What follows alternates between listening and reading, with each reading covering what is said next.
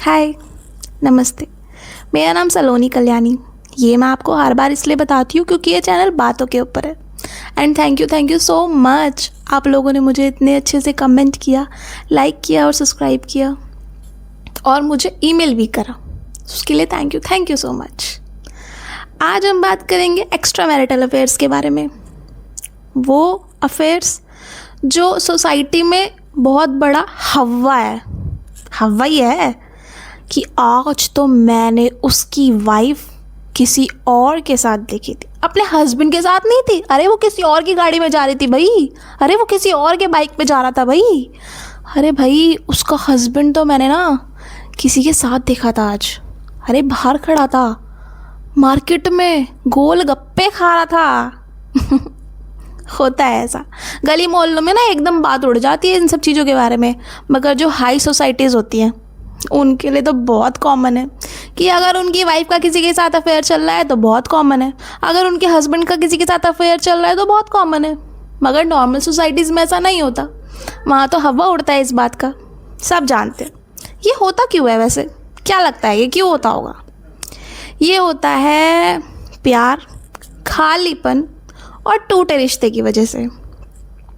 ये सिर्फ एक तरफा धोखा नहीं होता, ये एक तरफा खालीपन भी होता है जो लड़की या लड़का अपने अंदर मिस कर रहा होता है।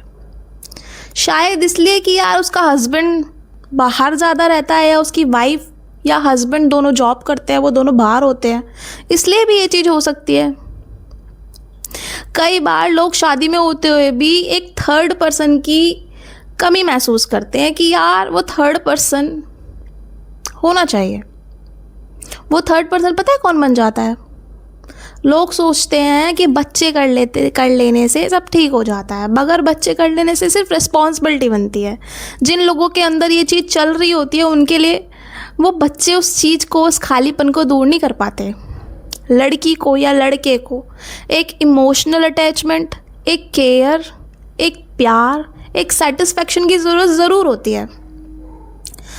कई बार लोग शादी में होते हुए भी एक ऐसे इंसान को ढूंढते हैं जो उनकी ये सब चीज़ें फुलफ़िल कर सके। जब शादी में प्यार, इमोशनल केयर कुछ नहीं होता, फिज़िकल अटैचमेंट भी नहीं होता, तब इंसान बाहर जाता है और बाहर उससे बहुत आसानी से ये सब चीज़ें मिल भी जाती है। ये अफेयर कई बार इतने हार्श हो जाते हैं कि यार जब सामने वाले को ये चीज़ पता चलती है तो वो ये सोचता है कि यार मेरी कुछ गलती रही होगी जिसकी वजह से ये चीज़ हुई है, बिकॉज़ वो इस चीज़ को जानता ही नहीं है या जानती ही नहीं होती है।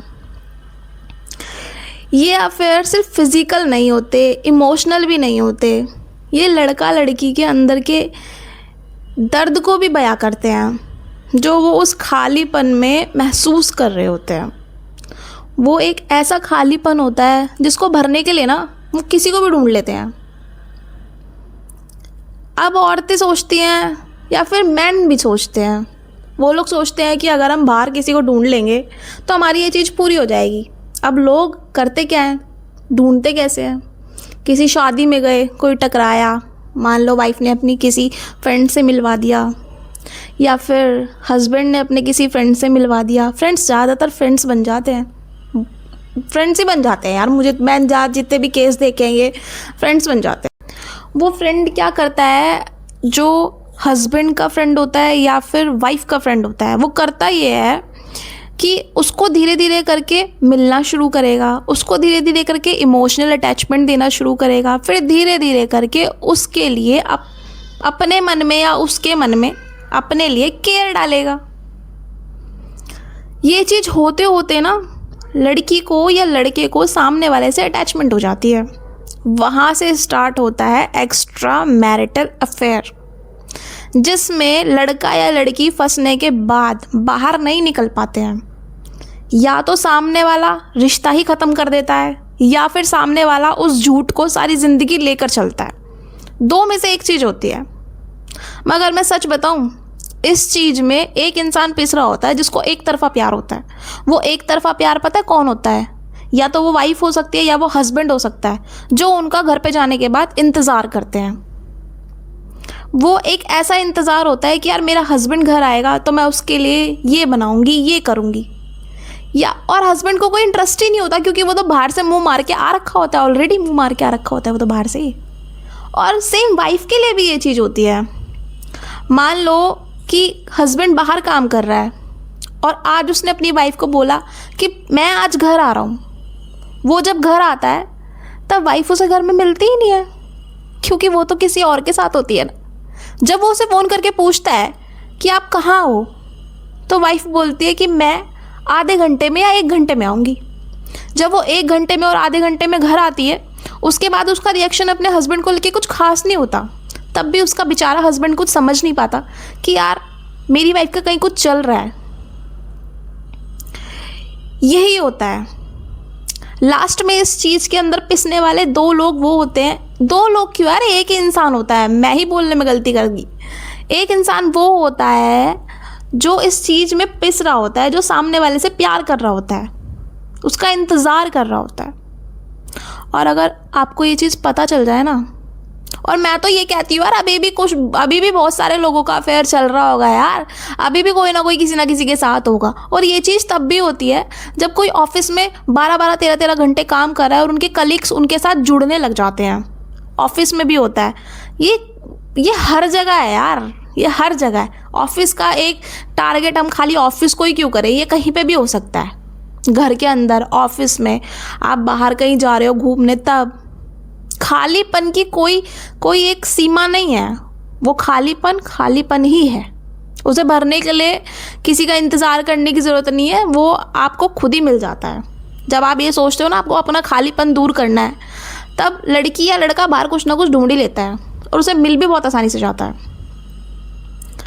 जो इस चीज़ में फंस रहा होता है ना, मुझे ऐसा लगता है उसको निकलने के लिए ना बस उससे एक बार ये बोल दो कि भाई अब मुझे इस रिश्ते में रहना ही नहीं है। अब उस रिश्ते से ना एक बार में ही बाहर हो जाओ। जिसे 2 नाव में सवार होने का शौक चढ़ चुका हो, तो भाई उस रिश्ते से आप बाहर हो जाओ। वो आपके लिए कभी नहीं, वो उस तरीके से आपके लिए कभी नहीं खड़ा हो सकता या खड़ी हो सकती। आप एक बार में उस रिश्ते से जैसे तैसे करके बाहर हो जाओ बस।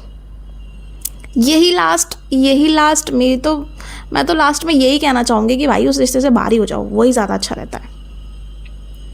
अब मैं चलती हूँ, आपको नेक्स्ट वीडियो में मिलती हूँ। बाय। और हाँ, मेरे चैनल को please like, subscribe and comment ज़रूर करना, और ईमेल भी करना ताकि मैं आपके ईमेल का जवाब दे सकूँ। अब मैं बाय कर रही हूँ फाइनली। मेरी प्लीज़ कुछ भी गलती हुई हो या फिर मैंने कुछ भी गलत बोला हो किसी भी वीडियो में, मेरी 3rd वीडियो है, उसके लिए मुझे माफ़ कर देना प्लीज़। Bye bye.